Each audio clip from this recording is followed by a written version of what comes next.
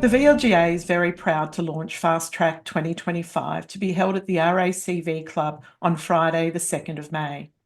Our premier leadership conference, this FastTrack will focus on leading with integrity, exploring ways councils lead responsibly, ensure good governance in decision-making, and effectively represent the interests of their communities. We'll be joined by Local Government Minister Nick Stakos, the Lord Mayor of Melbourne City, Nicholas Rees, and comedian Anthony Lehman, or Lemo as we know him from the hit series Utopia, as well as some amazing panellists who will all share their knowledge and experience. Councillor conduct and accountability has been a leading challenge for local government in recent times. Changes to the Local Government Act have looked to assist councillors in achieving success in their roles, performing with high standards of conduct and integrity. Our panellists, John Watson and Melissa Scadden, will provide actionable insights to help councillors strengthen governance and foster trust with their communities. Well, acting with integrity, accountability and transparency should be our norm, whether it's in our private or public life. By participating in the VLGA FastTrack 2025, I hope to share some of my experience drawn from a long and varied career in local government. On the day, I encourage councillors to ask questions, and remember, there's no silly questions.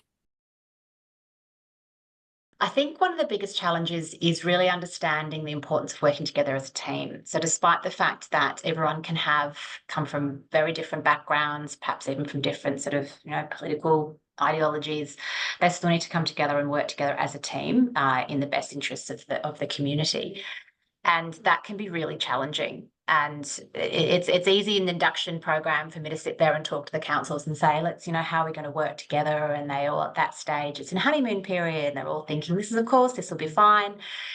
It's when those disagreements arise, and that's where the challenges can occur. And that's when the investment that has been put into building relationships from the outset, that's when it pays back dividends. So certainly some of the conversations that we're hoping to have on the day will be talking about how do we do that? How do we agree to work together so that we can try and build a group that can withstand some of those challenges down the track? The challenge for the sector at the moment is the unfortunate level of what I simply describe as not just poor behaviour, it's bad behaviour. It's incivility, councillor to councillor, lack of respect for the chair at council meetings, lack of respect for council officers who are professionals and only doing their best to serve the council and their community. So I think that's the real challenge, to try and get past that period that we're currently in and get back to actually just behaving good, respecting each other, respecting the people that work for us, and getting on with the job of providing the very best for our communities. So important. And just like when you're in a relationship with someone and you've got some kind of breakdown in trust, just like the way that can completely erode and undermine the relationship there. It's exactly the same with the community.